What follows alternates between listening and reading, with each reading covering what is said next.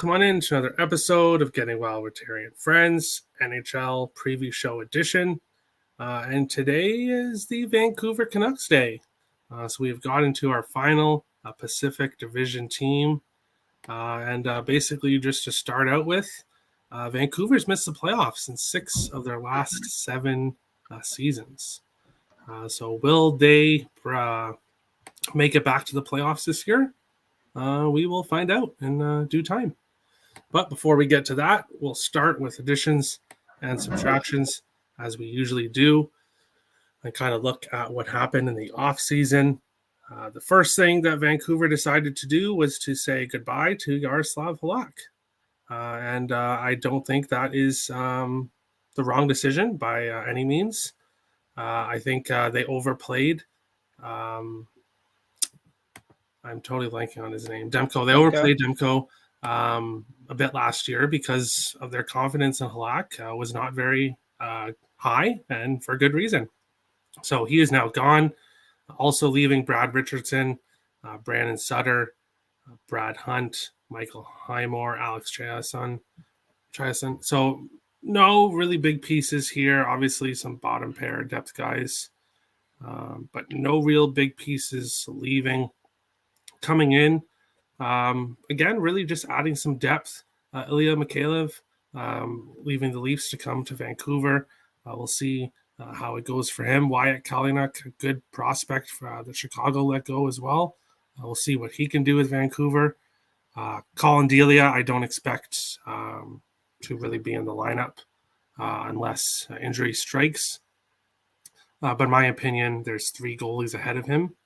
But they added him for depth, I guess, in the goaltending. So not a huge additions and subtractions for Vancouver. Not a huge offseason. Basically, some depth guys going out, some depth guys coming in, and kind of standing pat for the most part.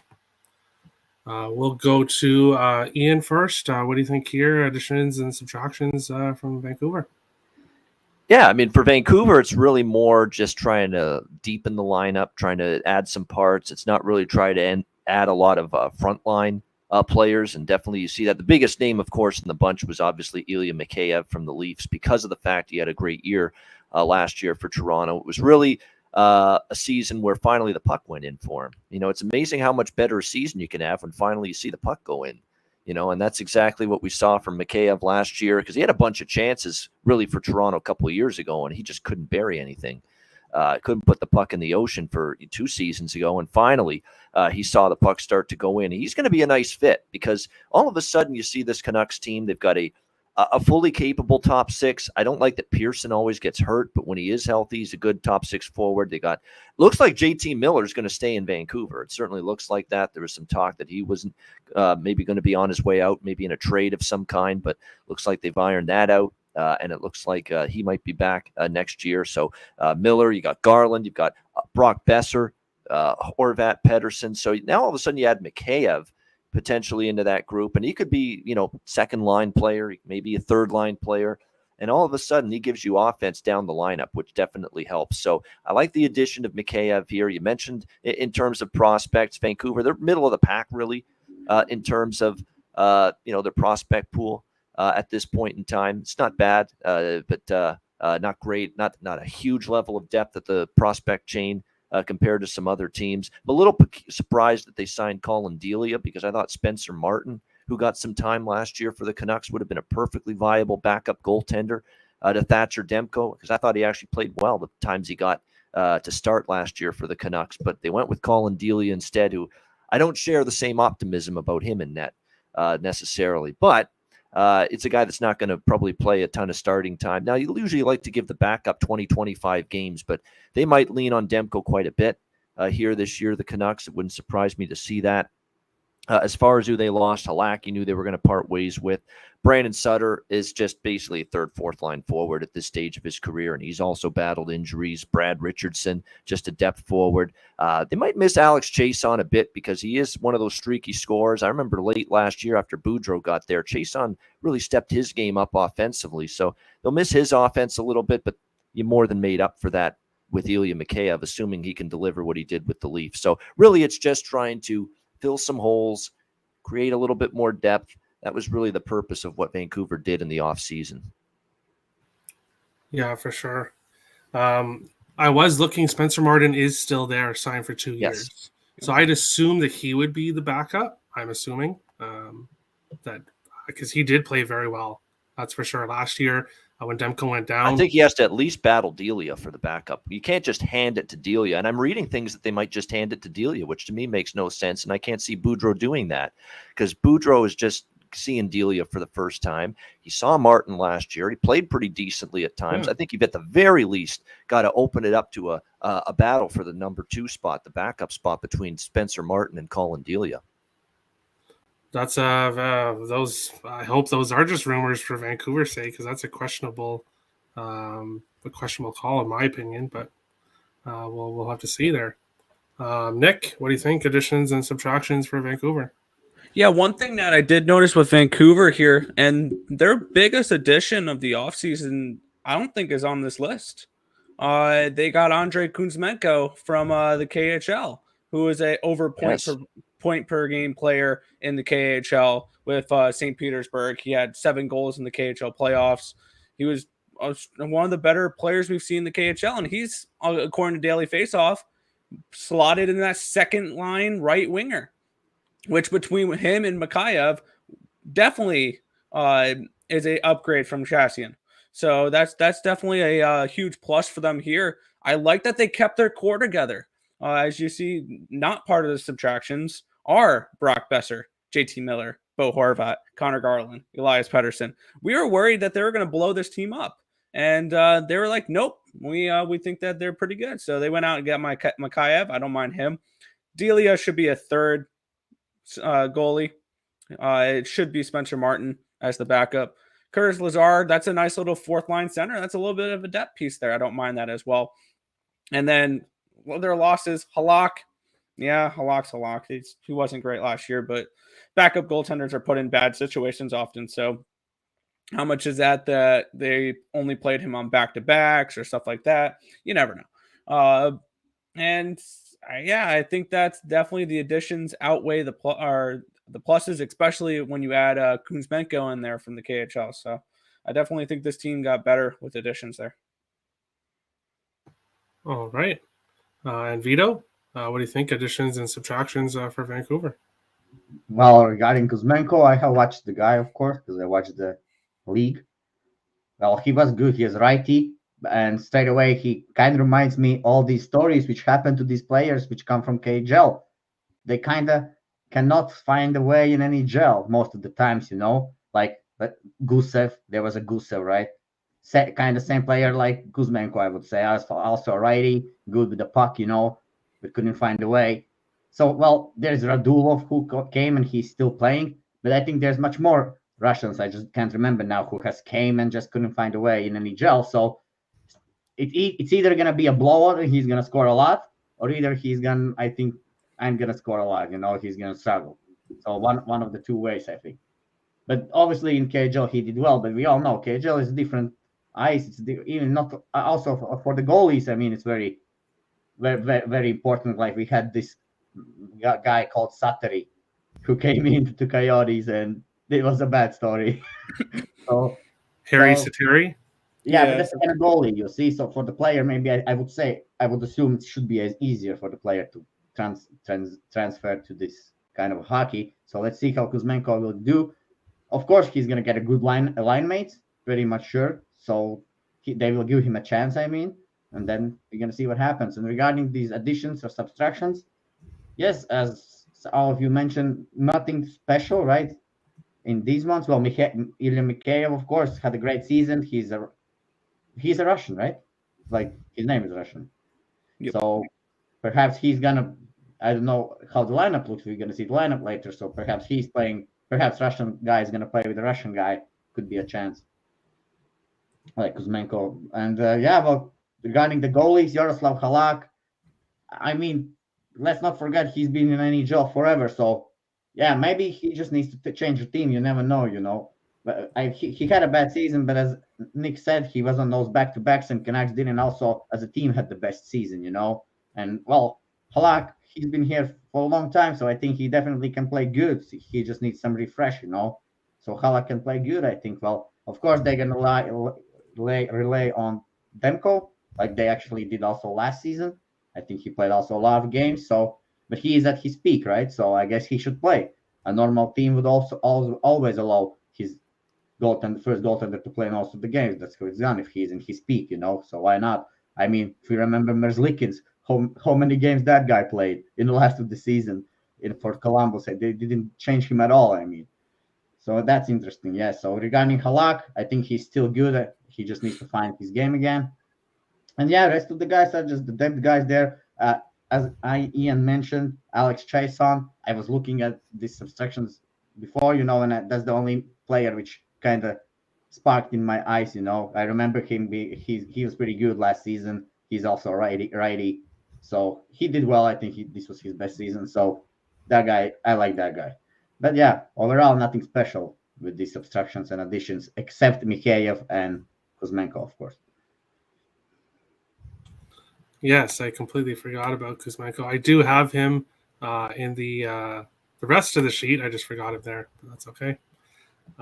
We'll move on along to top prospects and upcoming free agents for Vancouver. Looking at their current cap hit, they do have 1.4 million in cap space with the three guys they have on the IR. Obviously, that will change once they're healthy. Looking at the top prospects, yes, Elias Pettersson. It's not confusing whatsoever. Of course not. But Elias Pettersson is a top prospect for Vancouver. No, it's not the Pettersson that you're all thinking of. This is a defenseman. But Rathbone, Elias Pettersson, they're top defenseman prospects. The other guys I'm not really familiar with. As Ian said, not really. Vancouver's not the top of the top when it comes to prospects. But Rathbone played very well in the limited time he got last year. And I think we'll definitely be fighting it out to make the Canucks blue line this year. Looking at upcoming free agents, top of the list, we got Bo Horvat and JT Miller. So both on the final years of their deal. Andrei Kuzmenko is only signed for 1 year. So we'll see what happens with him. Justin Dowling, Luke Shen, Kyle Burrows, bottom pair defensemen or 7th or 8th defensemen, and Justin Dowling, Travis Dermott, and RFA. We'll have to see what they do there. But basically, the big names are Horvat and JT Miller, both on the final years of their deal. So we'll have to see what Vancouver does. Yeah, that's basically about it. We'll go to Vito first this time. What do you think about the upcoming free agents and cap situation for Vancouver? Well, I guess they will need to sign these. Let's see how the season will go. You know, especially for all those Horvat and Miller. I mean, I guess they need to sign them. They have played for a long time together already now. Yeah, I mean, JT Miller a couple of years, but Horvat's been there his whole career. Yeah, so I'd assume they'd want to sign it. Obviously, they're captain. So. Well, I think it really depends how the season will go. I think it really depends how the season will go. You know, same as happened for Flames. You know, they lost to Oilers. They trade away the first line, basically. So something similar could happen here. I think, you know, this is the year. I mean, we have two best players going on the free agency. So either they contribute now on the scoreboard and get this at least to conference finals or something like that, or either I think they might also find a different place to play. Who knows? And Andrei Kuzmenko, well, I totally understandable why for 1 year, because you never know what can you expect from these guys who comes from overseas.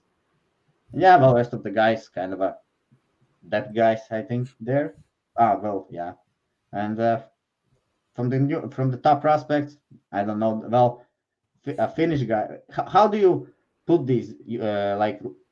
How do you sort them, Terry? So some teams, obviously like Minnesota, I can do off the back of my head.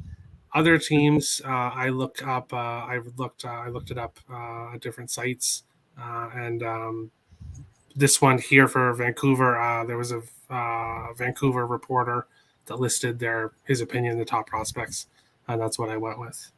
Okay. So yeah, so the best one is on the top, right? I guess he had that Jonathan Lecker. I should have tried to put my. Well, sounds very Finnish, and Finnish guys are good, So, I mean, yeah, I guess you can that's it from me. I don't know a lot about those top prospects. I don't follow that deep with the new guys there.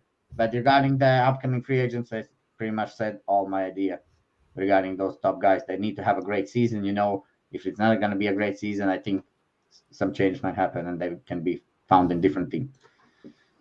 For sure. And they'll have to find the money to sign Horvat and Miller as well, if they're going to keep both of them.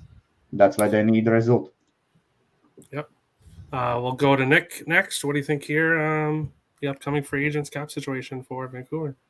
Yeah, with the upcoming free agents, Bo Horvat and JT Miller, if they're going to be upcoming free agents, get ready for a career year from both these guys to make their stock a little higher. So when they do try to re-sign or go elsewhere, they can make more money. We always see that with players in their free agent contract years. They always have their career years for whatever reason, and those years they want to get paid more. So I expect probably really, really good seasons from Bo Horvat and JT Miller is what that's really pointing out towards me, because they know that there could be a bigger payday at the end of the thing. Whether or not they resign them, let's see if Vancouver makes the playoffs. I think exactly what Vito says. How they re-sign these free agents and how they approach the offseason is based on what they do in the regular season and if they make the playoffs. So, yeah, I think that this is a team where it's a big question mark on, because they are a bubble team. They're a bubble team, but they got some nice odds on futures, which we'll get into at the end of the show. But they're a bubble team. And it all depends on whether or not they make the playoffs or not, on whether or not they want to reinvest in Bo Horvat and JT Miller and how Kuzmenko does. And so it's a big question mark of what they're going to do with these free agents. For sure. Another good thing to keep in mind is there's new management in Vancouver, which could definitely make a huge difference coming up with Horvat, Miller.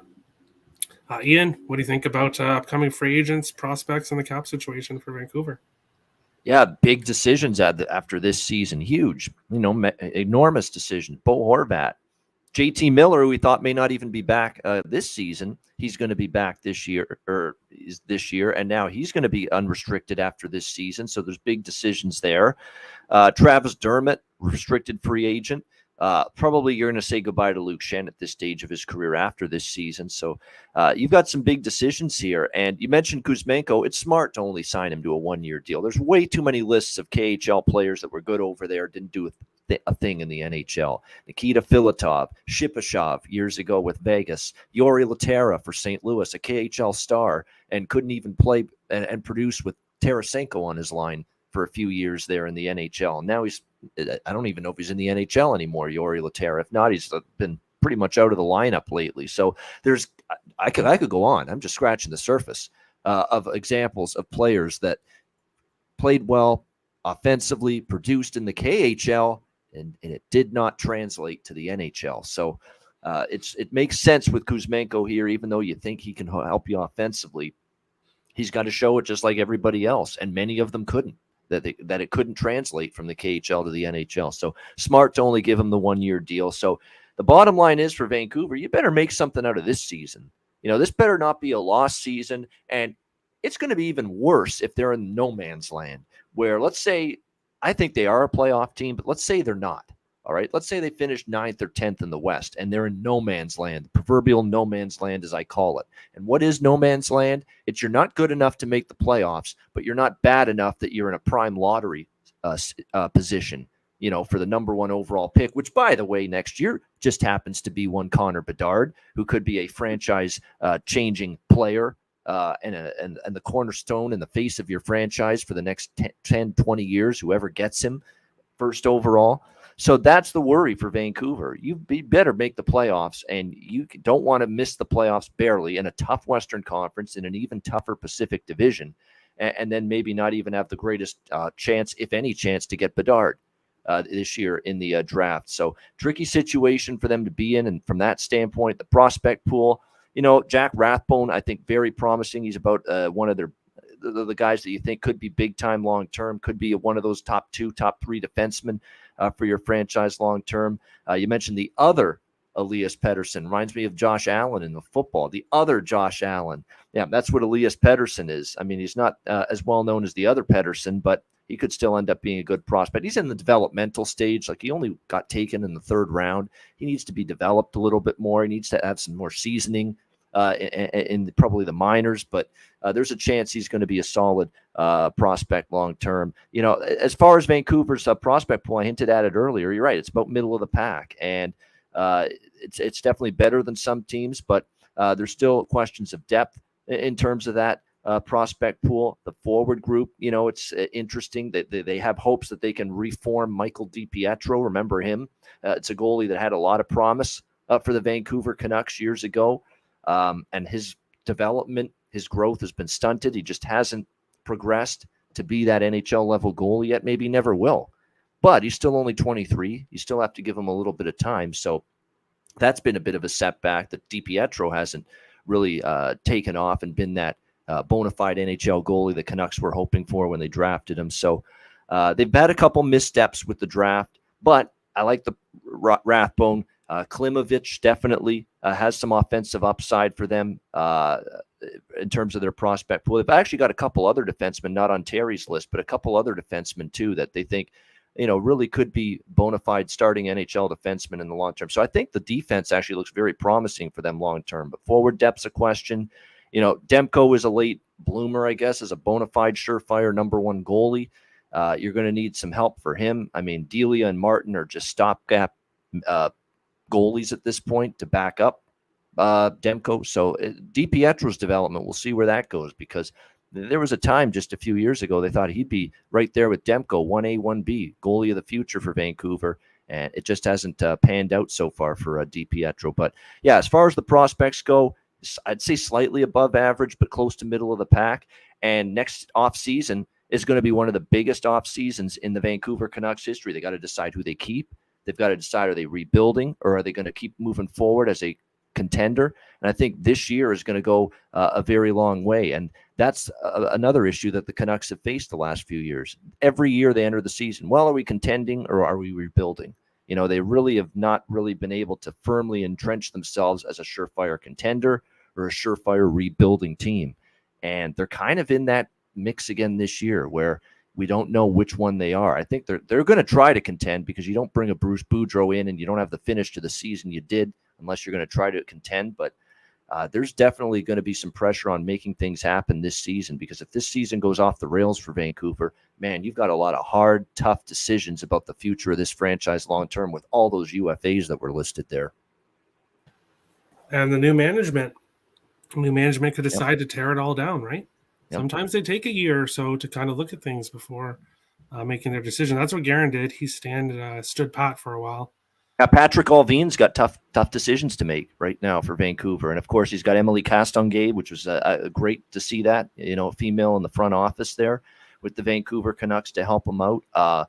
But, yeah, this season is going to be defining for the Vancouver Canucks for many years to come, because, look, if you're rebuilding, there's chances are you're not going to bring back a JT Miller. You might even consider, even though he's your captain, it doesn't even become a slam dunk if you have a brutal season and you want to rebuild to even bring Horvat back next year. So there's a lot of tough decisions, but you make sure that if you commit to saying, you know what, we're going to rebuild, we're going to tear it down, we may not bring back Miller, we may not bring back Horvat, you better damn well make sure you try to get some assets for them at the trade deadline. You don't want to lose those players for nothing. You don't want to be a Calgary Flames when it comes to Johnny Gaudreau. Now, they obviously made up for it and then some, but you don't want to put yourself in that spot if you're Vancouver.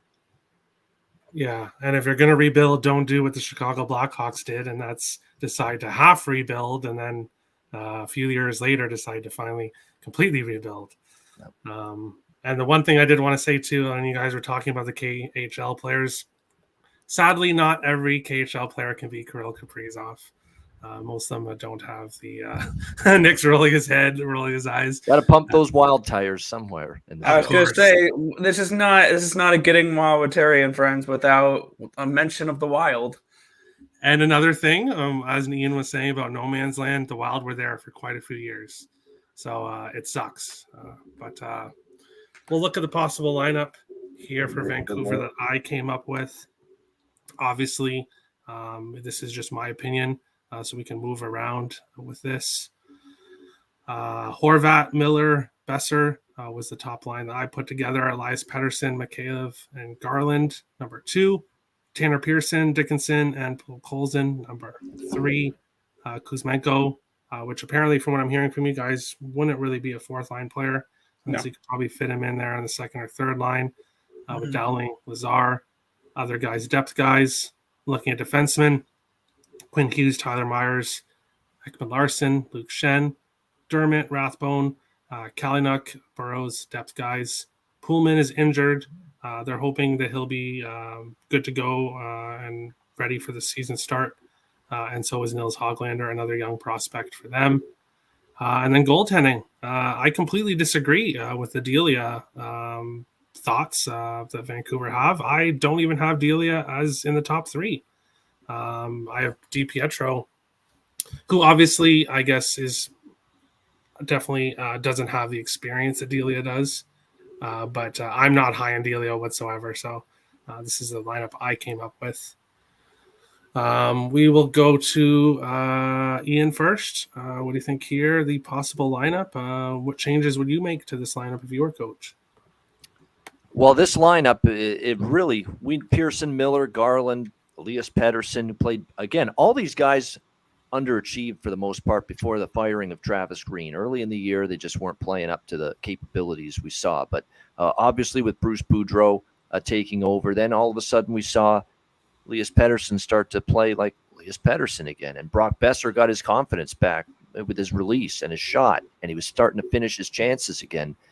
Bruce Boudreau right away said, you've been a 20, 30 goal scorer in this league, show it. He gave him that confidence right away, and Besser was a different player, after Bruce Boudreau got there. Bo Horvat, great two-way center and a great captain. So you're set with the top 6. Mikheyev helps you there. I think it's going to come down to Nils Hoglander, Vasily Podkolzin in terms of up front with the forward group. Those two guys could be game breakers for the Vancouver Canucks, and they both have the ceiling to improve and get better as time goes on. Like I know last year for Nils Hoglander, it was a season that was marred by injuries a bit. He only played 60 games, and he was also, kind of underwhelming at times offensively. Very streaky, 10 goals, 8 assists, 18 points, actually down from the 27 points he had in 2020, even though he played more games. So there's a guy that's got talent, but you got to produce more than that.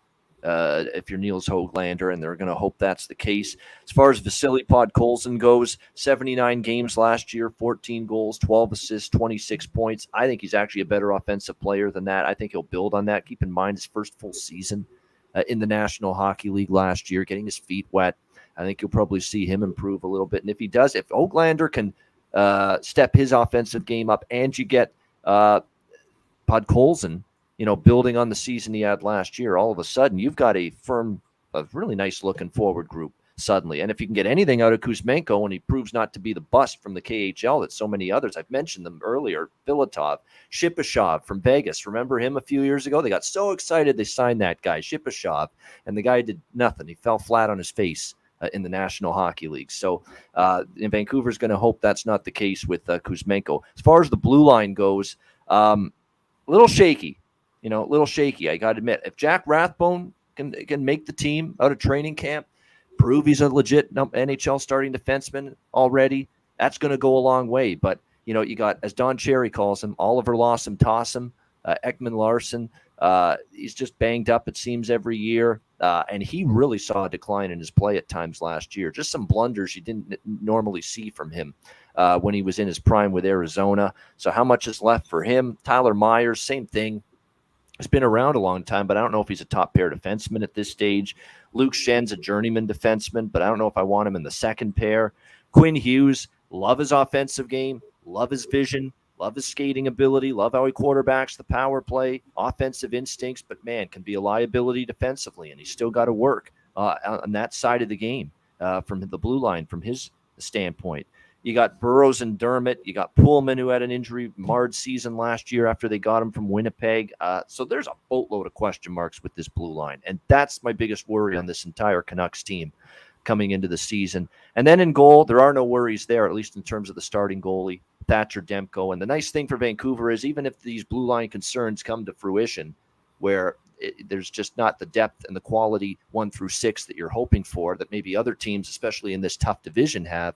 You've got a goalie that can steal some games for you and maybe bail out some of these defensive blunders and mistakes that take place right in front of him. Thatcher Demko showed the ability to do that. So that's the good news there if you're Vancouver. But to me, the forward group's got boatloads of potential. It really could be a good group up front. I have worries about the blue line, and I think Demko, certainly I have confidence in him being, I would say, a top 10 goalie in the league at least. Yeah. I just hope, I just don't, I hope for Vancouver fans and for their sake at least, that they don't overplay Demko, because you don't want to get him hurt. If you're going to the playoffs, you need him healthy. I think this team would desperately need him healthy. So good news is you've got options. I don't know how great all the options are, but Delia Martin and DiPietro, maybe who can step his game up. You've at least got some options to, give Demko a little rest and give him some downtime. But, they're going to have to. I know they're talking that Demko's a workhorse. He's signing up to play 70 games. I still don't know if you want Demko playing 70-plus games. That's a lot, especially if you hope to be a playoff team. And you got to keep him fresh in the spring. Keep that in mind if you're going to be a playoff team. Yeah, what if he gets hurt in Game 68 because you overplayed him? There goes your playoff hopes, in my opinion at least. But Vito, what do you think here about Vancouver's lineup? Well, the defense looks like Colorado Avalanche just from AliExpress, Like Hughes is like Makar kind of, and then they have rest of the balanced D-man, but just much worse than Avalanche. So yeah, only Hughes. Well, Ekman Larsson didn't have. Well, they can be good, Larsson can be very good, Ekman Larsson, but he's just kind of out of his prime already. Well, Quinn Hughes, he can be good, yeah, but as Ian said pretty much about everything about. Well, I think it's not as bad as maybe Ian said. I think if these all guys play good hockey as they can play, I think that the defense score should be okay. Let's not forget, for example, last season we put really big hopes on this team. There was everybody was talking big about Vancouver, yeah, this is the team. Look at the offense, good defense, Quinn Hughes, Ekman Larsson. They have a bright future like this year, and they had a bad season. So I think this season is they're going to be much better. It's just mentally, there's too much mentally factors here. First of all, the contracts for both Horvath and JT Miller. Then overall, they had a bad season last year. Now they have full season with Bruce Boudreau. So that's what I think. I think the all guys will step up their game. And if you look at the last names overall on the paper, well, the decor there should be a decent top 4. I mean, decent top 3, let's say, and then 3 more defense. So definitely Quinn Hughes, Ekman Larsson should have amazing seasons. And if you have 2 very good D-men in the first 2 pairs, should be okay. Well, depends how good these 2 guys play. And regarding the offense, yeah, I think first line could be, I think it definitely is going to be some changes in that. Well, perhaps I think Kuzmenko will get the chance to play with some top guys in the start. That's how I think always you do in hockey, the coaches, if a player who's scoring goals arrives to your lineup, I think he's taken there because of scoring. Nobody took him there to play in fourth line, You don't take a 70-point guy to play fourth line. So he's going to get a chance to play at least third or second line. I think he's even going to get a power play. They have a Bezer and Garland, the righties, which they can put in umbrella. So Bezer definitely is going to play. I think he plays where Stamkos, right, and Ovechkin. I think Bezer usually plays there. Can't remember now. But yeah, anyways, they needed a good righty, especially also for a power play. So Kuzmenko will get that chance. Either he succeeds or not. That's a time will show, And overall, the top 6 looks good. And I think Neil Hoglander actually is a very great player. I remember actually the third line pretty much. pretty much from Vancouver. They were scoring a lot. There was also this Pearson guy. There was Hoglander, and now there was also Podolzin. I mean, and then there is Ilya Mikheyev. I mean, that's a great bottom six, and that's very deep. I think this team is very deep. If all the guys play the best hockey, it looks like they're gonna have also a great competition. I would say in the lineup. I don't think Bruce is the guy who likes to switch the lines. I think also kinda. So it's all gonna depend on the performance and they're gonna compete just with each other in this line. I think so. I think he's gonna bring out the best of the guys this season. Well, I think this team is going to be better than last season, definitely. So the time will show. I like the lineup. All right. We'll go to Nick next to finish us off here about the possible lineup. What do you think about the Canucks lineup? Yeah, this looks like a lineup that team total overs can be a good look with that top six with Miller, Horvat, Bescher, Garland, Peterson, and I like Kuzmenko on that second line. Let him prove himself with good players around him. Mike Mikheyev as a third line guy, I think is awesome. If you have that much depth to have him on the third line, I think that's a good look. I think they have decent defensemen as well on the top. I mean, defensively it could be question mark, but offensively we've seen Hughes is a great offensive defenseman. Ekman Larson has his moments. Luke Shen, decent offensively sometimes. So I feel like this is more of an offensive-minded team with a goaltender that can bail him out, because I think Demko is definitely a top 10 goaltender in the NHL. And I think that he could be a good fantasy goaltender as well, because with that D-core, he's going to get a lot of saves because he can be somebody that with that D-core, teams shoot against a lot. So if you guys play season-long fantasy or whatever, or if you look at props, maybe Demko saves could be an interesting prop this year if we're expecting this defensive core to be a little bit more offensive-minded, because that they're going to go up and down the ice then. So overs with this team I think can be interesting, except for the games that Demko stands on his head. And team total overs with this team could be interesting as well, because I think this is a lot of offensive talent they have, especially on that top six. So I can definitely see goals with this team. I think that this is a strong lineup. This is a strong roster and a good head coach with Bruce Boudreau as well with that. That when they played with him last year, they were a 100-point pace team with Boudreau last year. So a full year of him with this roster, I think this is a playoff team that can definitely make some noise.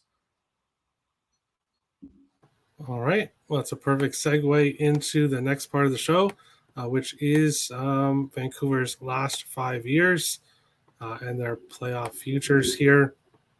As I said at the beginning of the show, they have missed the playoffs 6 of the last 7 seasons. The one time they did make the playoffs was in that shortened 2019-2020 season where they went out in the second round. So no playoffs for a while for Vancouver, except for that 1 year. This year, they're minus 130 to make the playoffs, plus 100 not to make the playoffs. So the closest odds that we've seen so far in any team. And then if you look at their point total, 92.5. They had 92 points last year to win the division, plus 1,000 to hoist the Stanley Cup, plus 5,000. Vancouver is a tough team for me. I'm not as high on Vancouver as others. I really think their offense could be scary. If everything clicks perfectly, their offense could be scary and they could be a contender. But then I could also see kind of like last year and previous years here where this core just hasn't got it done. So we'll have to really see here. Vancouver, not a team that I'm rushing to go bet futures with. If anything, I would be leaning to no to make them not to make the playoffs at plus 100 if I was going to bet. I just think there's better teams in the specific division myself. But hey, we'll see what happens here. We'll go to Nick next. What do you think futures and the last 5 years for the Canucks?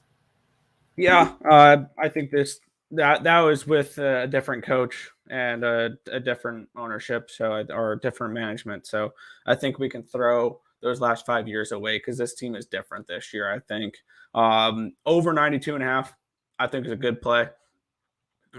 Yes, make the playoffs. There's value on them at 10-1 to win the division. I remember a couple videos ago during the Vegas video, I said in a couple streams, there's another team I like to potentially win the division. This is my dark horse.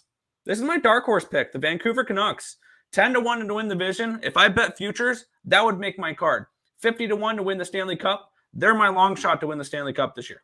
I think that they have that much upside to at 50-1. They are a great dark horse this year because they've got scoring depth, they've got goaltending, and they've got a really good head coach.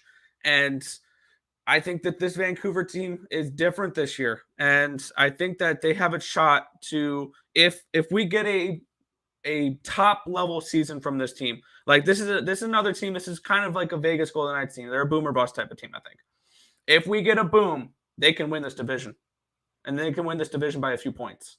Like I think they have that much talent on the top. And plus, unlike Vegas, they don't have goaltending problems.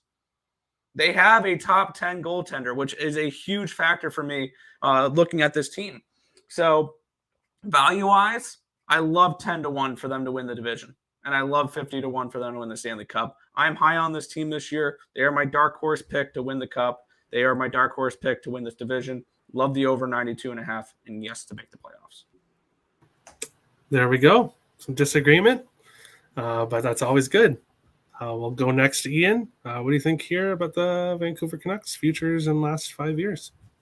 There's a wide range of opinions that are possibilities and outcomes for Vancouver this year. There's no question. They could miss the playoffs again. They could be extremely improved. They could be not only a playoff team, but they actually could challenge for the division as well. The reason I'm going to give Vancouver the benefit of the doubt is because you got a full training camp and full season for Bruce there. Okay, that will matter. All right, he's going to be able to, basically get this team in training camp for the full training camp, put the roster and the lineup he wants out there on the ice for opening night. He's going to see first and foremost who's going to earn their job on this roster in training camp. Everybody can, figure out the way he wants them to play. And look, they tried to figure it out last year, but it was all on the fly. I mean, the guy comes in the middle of the year. They had a brutally tough schedule. They had so many games packed in a short period of time. Even Boudreau said it after the season in the post, in that, in the locker or the dressing room cleanout day after the season ended. I didn't get a whole lot of practice time with this group after I took over. And that's going to change this year, and it's going to start in training camp. He's finally going to get extended time to really get, drills done, instructional stuff done, look at video, help players individually to improve, help them out in terms of figure out what their strengths are, how to improve those, or their strengths are, how to better those, and how to also fix your weaknesses. I mean, he's going to be able to do all that stuff that he said after last year I could only do in little spurts because of the way the schedule was so busy. So that's a benefit and a major positive right there all by itself. Throw out the roster for a second. That right there is an intangible that is going to help Vancouver, that it's going to be a full training camp this year for Bruce Boudreau. They're going to be able to score goals. I mean, you've got 20, 30 goals scorers littered in that top six with Besser and Horvat and Pettersson and Miller. And Pearson, when he's healthy, can get you at least 20, 25. I mean, you're going to have guys that can score. And if they get anything out of Kuzmenko and they get continued development from the two younger kids like Höglander and Podkolzin, I mean, they're definitely going to have no issue scoring. My biggest worry is that blue line is shaky to me. There's no other way around it unless Rathbone steps in right away and plays well. You got to have Ekman Larsson play more like he did 2, 3, 4 years ago, his Arizona days, because that was a step backward for Ekman Larsson last year. You've really got Tyler Myers. Quinn Hughes is going to have to improve in his own end, even though we love his offensive game. So a lot of question marks there. Can Pullman get back to health? And you don't have quite the depth yet at that blue line that you want. So that's the biggest thing that could hold Vancouver back. But at the end of the day, they also have a goalie that's very capable of bailing out defensive mistakes in Thatcher Demko. Kind of like, we saw Igor Shesterkin do it a lot last year. The Rangers weren't always a phenomenal blue line game in and game out. But, man, who is covering up for their gaffes? Who is making the 10 bell saves? Who is making the highlight reel saves to cover up for a bad turnover or a misplayed puck or a breakdown in coverage right in front of the net? Who was making up for that? Igor Shesterkin was. And we already saw last year glimpses of Thatcher Demko being a goalie capable of doing that for Vancouver. So when you've got a goalie able to clean up some miscues and a weaker blue line, it goes a long way. So for that reason, I don't love it, but I'm going to side with the positive for Vancouver as opposed to the negative. So the thing that I like most in the futures is probably the playoff bet, the minus 130. I think even if they finish 92, 93 points in a cannibalization in that division, they could still make the playoffs. So that's why I prefer the playoff prop than the point total when it comes to Vancouver. So that's the one that I'm most interested in. Maybe a minus 130 make the playoffs, because I do think they're capable of at least getting there. Bruce Boudreau's never had issues getting his teams to the playoffs when he coaches them for a full 82-game season. It's winning in the playoffs where he's had the issues, but he's never had an issue getting a team to the playoffs. And even with those blue line concerns, I wouldn't put it past him to get this team to the playoffs. All right. Before we get to Vito there, Cubanos has to take Vladdy home run. He's one home run away from breaking Bo Jack. Bo Jackson? Yeah. I think maybe breaking his record of some kind. But, hey, I'll look into it. Vito? Bo knows this and Bo knows that, but Bo don't know Jack because Bo can't rap. It's a little Tribe Called Quest there, yeah. There you go. Vito, what do you think about the Canucks playoffs futures and their last 5 years? Ian is prepared for Ice Guys next season, I see already, with some That's right. making waves early. Got to get the karaoke voice going, Vito. You know it. Okay, well, yeah, regarding the Vancouver, I like the team, the team, but Nick going so hard on Vancouver, with all the bets starts to scare me off. But yeah, well, I think, as I said, it's a good team. I think they should be better than last year, so they should go over the point total.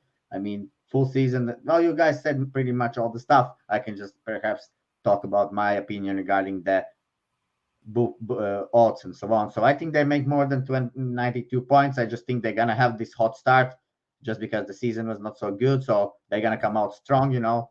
They've been waiting for that, I think, for a long time, to make the playoffs. So perhaps, minus 130. I would like to have it around, like plus 100 to make the playoffs, minus 130 to not make the playoffs. Then I would bet it.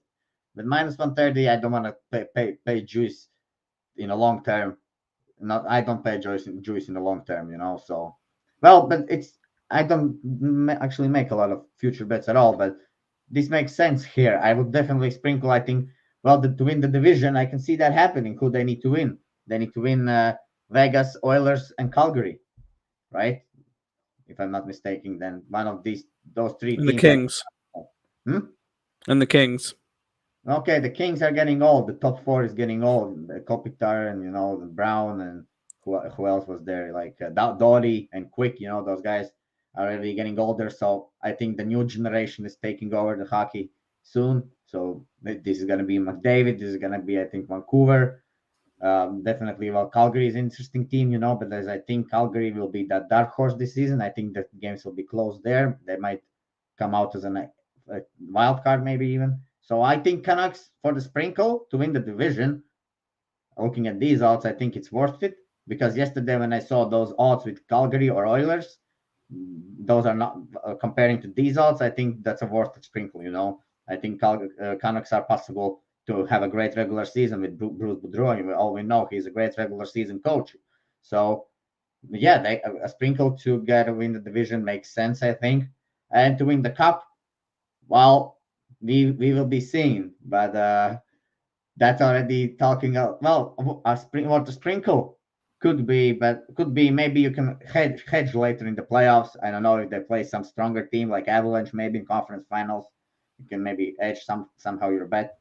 But not sure if they are capable of beating, like, to win the cup. I don't think they can win the cup, but who knows? With that decor, I don't think they can win the cup yet. I don't think Hughes will be that defenseman without any good big playoff experience who's going to come out and get you the cup.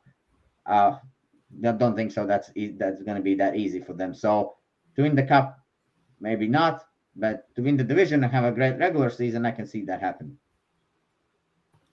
Yeah, as Cubano mentions, yesterday Buffalo signed Tage Thompson, and today the announcement of the return of the black and red jersey for Buffalo. At hell with the jersey. I need one of Tage those. Thompson. It's the Tage Thompson news. That's the big news. Getting their best players re-signed long term. That's good for Buffalo. Great job. Had a good cap hit as well, Yep. in my opinion. Excellent. And by the way, I want to point out the reason why I think Vancouver can make a playoff team, even if they don't win the division, even if they're not top 3, they can easily be a wild card. I'd be shocked if both wild card teams aren't Pacific Division teams this year. With the way it is, I mean, I got to believe both wild card teams in the West this year are Pacific Division teams, because in the Central you got your Colorado, your Minnesota, your St. Louis. And as far as I'm concerned, after that, I don't even think Nashville is all that spectacular coming into this year. I think the rest of it is a hodgepodge of mediocrity, and so that's why I think both wild card teams could come from the Pacific. All right. Well, we'll definitely get to. They still have John Hines as their head coach, do they not? Nashville. Yeah. Exactly. Yeah. So that's another reason why I'm not buying. I agree with Ian. Coaching matters. Yeah. I'm not sure what to make of Nashville yet, but we'll definitely get to the Central Division. That will be coming up after we go through the Metro. Yep. So tomorrow we will go to the Carolina Hurricanes. What a team to start out with. And make sure to tune into that. But thanks everybody for watching. Smash the like button if you enjoyed the content. Smash the subscribe button if you're new to the channel. We appreciate all the support, and we'll see you again tomorrow for the Carolina Hurricanes. Have a good one, guys.